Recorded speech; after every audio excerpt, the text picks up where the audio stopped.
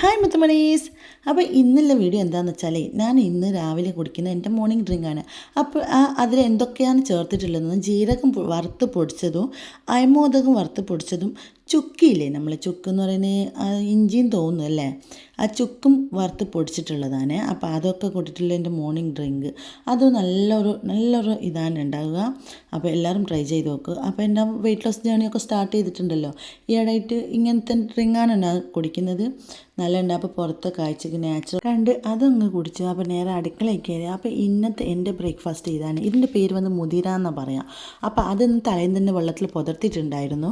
അപ്പോൾ അതൊന്ന് നല്ലോണം മിക്സിയിലിട്ടിട്ട് നല്ലോണം നമ്മൾ ഇത് അരച്ചെടുക്കുക. അത് ഈ പരുവത്തിലാണ് വേണ്ടത്. അതൊന്ന് വെള്ളമൊക്കെ മിക്സാക്കിയിട്ട് അരച്ച വെള്ളം, അതിൻ്റെ പുറം വേവിപ്പിച്ച വെള്ളം ഉണ്ടാവുമല്ലോ, അതും ഇട്ട് 1/2 ടീസ്പൂൺ ജീരകപ്പൊടിയും 1/2 ടീസ്പൂൺ കുരുമുളകും പിന്നെ ഉപ്പ്, ആവശ്യത്തിനുള്ള ഉപ്പ് ഇട്ട് നന്നായിട്ട് മിക്സാക്കിയിട്ട് ഒന്ന് തിളപ്പിക്കുക. നമ്മൾ സ്റ്റൗവിൻ്റെ മുകളിൽ വെച്ചിട്ട് ഒന്ന് തിളച്ച് വരുന്ന സമയത്ത് നല്ല കുരുകി വരും. അത് കണ്ടില്ലേ നിങ്ങൾ, ഇങ്ങനെയാണ് ഉണ്ടാകുക.